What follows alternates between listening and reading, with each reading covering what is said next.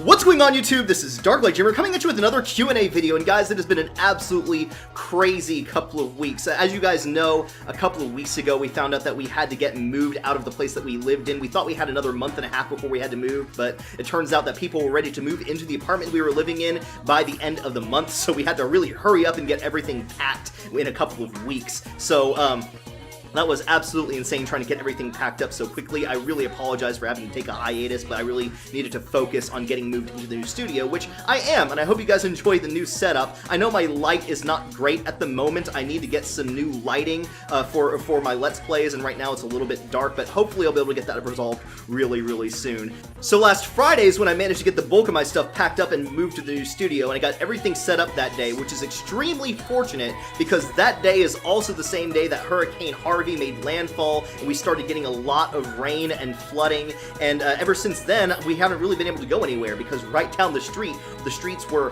flooded to where we couldn't really leave. We're very fortunate in the sense that we live in a very elevated house, so we weren't affected too much by the flooding. We were actually very fortunate in the sense that we didn't lose power for more than a few hours, we didn't lose water, so I'm very fortunate. But people right down the street, you know, their cars were submerged in water, they had damaged their houses, and not too far from here people's whole houses were underwater, whole buildings, businesses were underwater, places that I used to go to regularly. So I feel really awful for these people that lost a lot during the hurricane. I'm extremely fortunate that I really wasn't affected all too much. I am really concerned about when I'm going to be able to start working again. Hopefully by this weekend, my place of work will be open again because we've been closed. I have been unable to work because they've had no power and the surrounding places have been submerged in water, so nobody's been able to get to the building to work there. So probably I'll have to start working again by this weekend. As far as my mental health goes lately, it's actually been really good, surprisingly, in spite of all of the moving madness,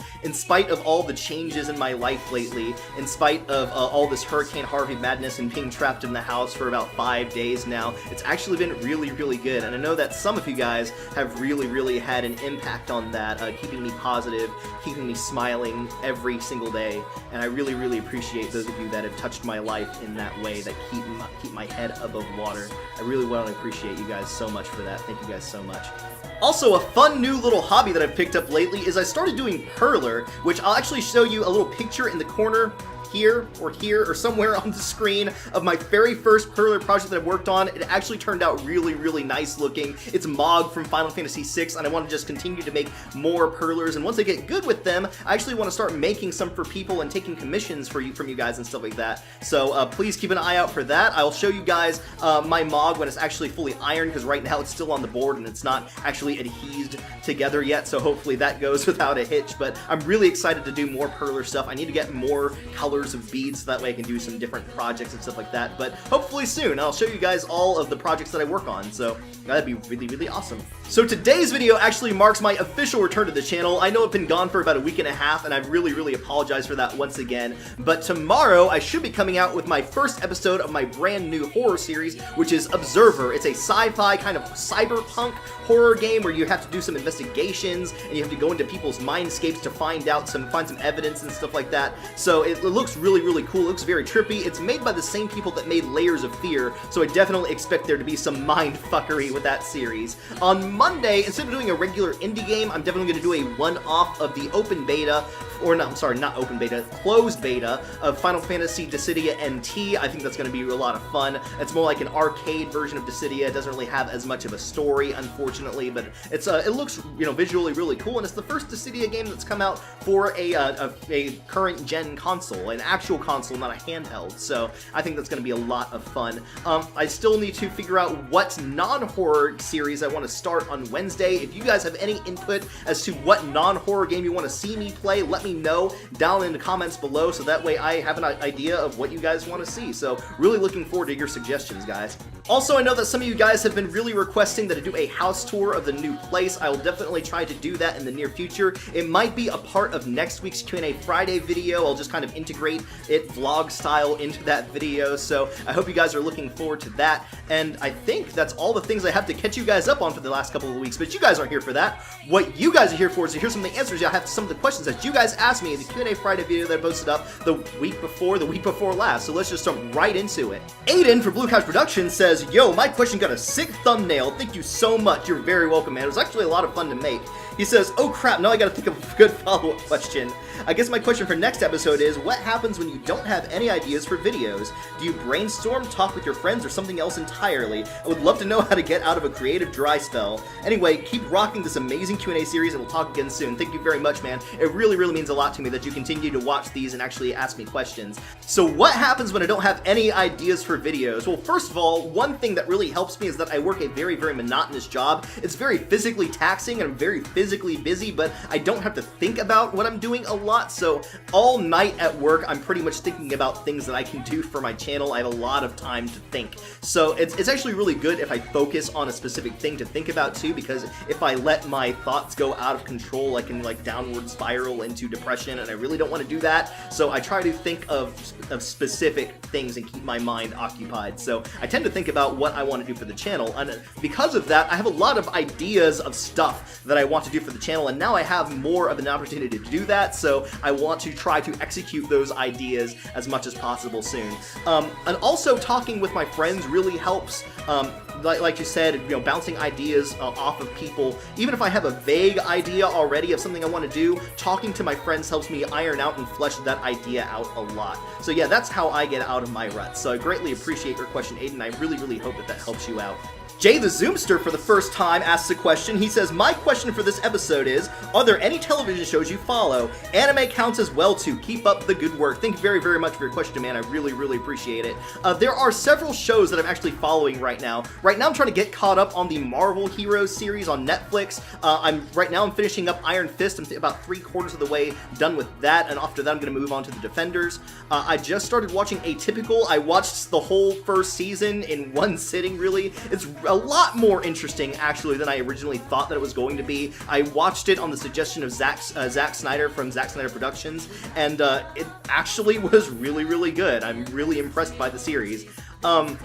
As far as anime goes, right now I'm watching Fate Apocrypha. As you guys know, I'm a huge fan of the Fate series, Fate Stay Night, Fate Zero, Fate Stay Night, Unlimited Blade Works, and Fate Apocrypha so far is shaping up to be a pretty good series. I actually have a couple episodes I need to catch up on with that because I haven't sat down and watched it due to all the craziness going on. But I think I have like 2 episodes now that I need to watch. But so far, really, really good. It's kind of slower starting off than some of the other Fate series. I know this one's not made by Ufotable, so it's not quite as good, I think, as Fate Zero or Unlimited Blade Works, but it's still pretty good, and it's a very different take on the series. It takes place in an alternate parallel universe, and it's 7 servants versus 7 servants instead of it being just a normal battle royale between the 7 servants of the 7 classes. And you have Jeanne d'Arc kind of like refereeing, making sure that both sides are acting according to the rules. And yeah, it's really interesting. It's a different take on it for sure. But yeah, those are the shows I'm currently watching right at the moment. I actually can't sit down and watch a lot of TV at a time because I just don't have the time in the day to squeeze in a lot of series, unfortunately, with trying to keep up with the channel and everything. But I try to watch some stuff when I can. So anyway, thank you very, very much for your question, Jay. Alonzo from Alonzo the Gamer just says, no matter how much it hurts, move forward. Love you, bro. Love you too, man. If you guys have not checked out Alonzo from Alonzo the Gamer or Alonzo the Rebel yet, please do me a huge favor and do so. He's a really hilarious guy. He's a really nice guy. He's just an awesome, awesome individual, and I think he definitely deserves way more attention on his channel than he has. So check him out if you haven't already. Idic Beer 40K says, cool video, my friend. Thank you very much, man. Most channels struggle to get 100 subs in the first year, so you've done very, very well. Thank you very, very much, man. I really, really appreciate your support. He says, question, do you watch Game of Thrones, and what is your favorite character, if so? I've watched the first 3 seasons of Game of Thrones. I really need to get current on that series. I'm so behind, and it's one of the situations where, like, the farther you are behind, the more intimidating it is to try to watch the rest of it, because there's just so much to catch up on. But I really, really want to, and the characters that I like so far that I've seen are, I really am a fan of Arya Stark. I just see so much growth in her character, and I just expect her to be a complete badass eventually. I think Daenerys Targaryen is extremely, extremely sexy, and I actually kind of hope that she wins the whole war situation. Oh, and let's not forget Tyrion Lannister, a character that when I first started watching the series, I really didn't think that I would care for at all. And then the more I watch the series, the more I absolutely love his character. He's one of the only smart people in his family, and he's just witty, and his sarcasm is on point. I absolutely love the character. I hope that he does more. I'm sure that he has already, but I just need to finish watching the series so I know all the shit that he does. Hopefully he doesn't die, because, you know, the series has a tendency to kill off some of the characters that I really, really like. James says, hopefully I'll be able to join you for your 1-year anniversary stream. Exciting times ahead, my man. Thank you very, very much, man. I'm really looking forward to live streaming too, and I'm actually now in this very fortunate situation where I'll be able to live stream a lot more often and collab with people a lot more often, because I won't have to worry about only being able to record in the wee hours of the night. My schedule is much more open in the new studio, so definitely exciting times ahead. I still have some things I need to figure out with live streaming, but as soon as I do, I really want to start live streaming regularly. Let me know what you guys want to see as far as live streaming goes. I think my first one will definitely be Sonic Mania, and I have a Hollow Knight, which I started trying to do a Let's Play of recently, but I think that would definitely be a much better live streamed game. There's 20XX, which I really want to start live streaming some of that as well, but let me know what you guys want to see me live stream. I'd definitely put that on the docket for the future. He says, here's to another year. Yeah, definitely. Man, it's been a crazy, crazy year. I feel very fortunate that I've grown this far, and I hope that, you know, in the coming year I'll be able to grow a lot more. He says, as for my Let's Play, still planning on January next year to start, so not too far away. Really, really looking forward to it, my man. He says, so my question for you is, for your 1-year anniversary, what has been your highlight and low point of the year for content creation? I would definitely say that one of my low points for the year was Hyper Light Drifter, unfortunately. I just was not really enjoying that game very much. It was a lot more difficult than I thought the game would be. It was just a lot more of a different kind of game than I thought it would be to begin with. And then I ended up losing all that footage, and I couldn't just, you know, start from before I started that recording. I would have had to have started the game completely over, and I just ended up scrapping the series. And I hate scrapping series in the middle of it. I mean, I scrapped Persona 5 just because not a lot of people were enjoying that series, and I wanted to be playing things that you guys wanted to see. But Hyper Light Drifter I stopped playing mostly just because I didn't enjoy it, and I ended up falling into a situation where in order to continue playing it, I would have had to have started the game completely over, and I just was not prepared to do that. I already endured about half the game already, so that was probably definitely a low point in the year. As far as highlights of the year, some of my favorite Let's Plays I've done this year, I really, really enjoyed Resident Evil 7. It was definitely one of my favorite games to play, period. Definitely one of my games of the year, for sure.